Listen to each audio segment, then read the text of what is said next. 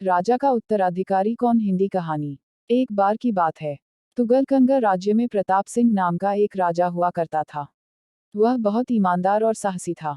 उसे अपनी प्रजा से बहुत प्यार था। उसके राज्य में सभी लोग उससे खुशी से एक साथ रहते थे। राजा को एक बात हमेशा परेशान किया करती थी कि उसके जाने के बाद उसके राज्य को कौन संभालेगा, क्योंकि उसकी कोई औलाद नहीं थी। एक दिन राजा ने अपने राज्य से ही किसी युवक को अपना उत्तराधिकारी चुनने का फैसला किया।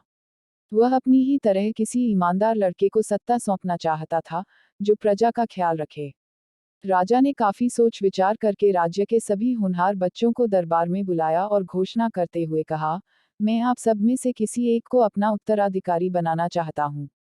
इसके लिए आप सबको एक परीक्षा दी जाएगी, जो इसमें पास होगा वही मेरा उत्तराधिकारी बनेगा।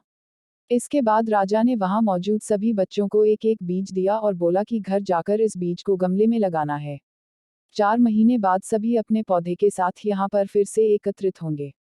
उस समय मैं आप में से किसी एक को अपना उत्तराधिकारी बनाऊंगा। सभी बच्चे सोच रहे थे कि राजा अपना उत्तराधिकारी बनाने के लिए कोई कठिन परीक्षा लेने वाले हैं, लेकिन गमले में बीज बोने की बात सुनकर सभी इस परीक्षा को आसान समझकर खुशी खुशी घर लौट गए। वक्त बीतने लगा, सभी बच्चों के गमले से बीज की उपज दिखने लगी थी, लेकिन क्षितिज नाम का एक बच्चा जिसके गमले से पौधे का नामो निशान नहीं था। क्षितिज के साथ के दूसरे बच्चों के पौधे बड़े होने लगे थे, यह देखकर वह बहुत परेशान रहने लगा। वह मन ही मन यह सोचता रहता था कि सबके गमले में पौधे आ गए, लेकिन उसके गमले से पौधा क्यों नहीं आ रहा है। उसने सोचा कि हो सकता है उसका पौधा उगने में अधिक समय ले, इसलिए उसने हार नहीं मानी और वह पूरी मेहनत और लगन के साथ गमले की ओर ज्यादा देखभाल करता। धीरे धीरे 4 महीने बीत गए, लेकिन क्षितिज के गमले से कोई पौधा नहीं आया।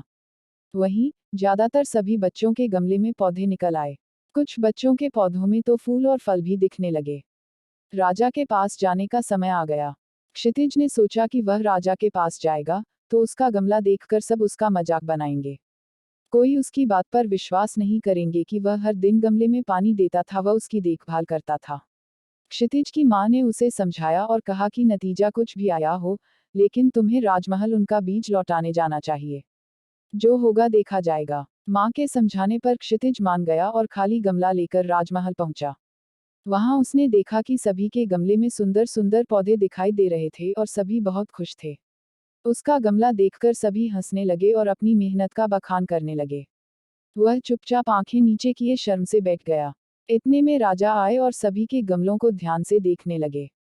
जब वह क्षितिज के गमले के पास पहुंचे तो उन्होंने पूछा, यह किसका गमला है? क्षितिज जी मेरा। राजा तुम्हारा गमला खाली क्यों है? क्षितिज मैं रोजाना इसको पानी देता था। मैंने इसकी बहुत देखभाल की, लेकिन इसमें से पौधा नहीं निकला। राजा आओ मेरे साथ। क्षितिज राजा द्वारा बुलाने पर डर गया, लेकिन उसे राजा की आज्ञा माननी ही थी। वह धीरे धीरे राजा की तरफ आगे बढ़ा। राजा उसे सिंहासन के पास ले गए और बोले, तुम ही इस राज्य के असली उत्तराधिकारी हो। राजा के इस फैसले से वहां मौजूद हर कोई हैरान रह गया। राजा ने कहा, मैंने जो बीज दिया था वह नकली था। उससे पौधा आ ही नहीं सकता था। आप सबने बीज बदल दिया, लेकिन क्षितिज ने ईमानदारी के साथ 4 महीने मेहनत की और अपनी असफलता स्वीकार करते हुए मेरे सामने खाली गमला लाने का साहस दिखाया। क्षितिज में वो सारे गुण हैं, जो एक राजा में होने चाहिए। इसलिए इस राज्य का अगला उत्तराधिकारी मैं क्षितिज को बनाता हूँ। सभी युवकों का सिर शर्म से झुक गया। वे चुपचाप दरबार से बाहर निकल गए। इस तरह क्षितिज ने ईमानदारी की बदौलत राज्य का सिंहासन पा लिया। कहानी से सीख, हमें किसी भी परिस्थिति में ईमानदारी नहीं छोड़नी चाहिए। इंसान को उसकी सच्चाई और ईमानदारी का फल जरूर मिलता है। इस तरह की वीडियो देखने के लिए हमारे चैनल को सब्सक्राइब जरूर करें। चैनल से जुड़े रहने के लिए घंटी का बटन जरूर दबाएं।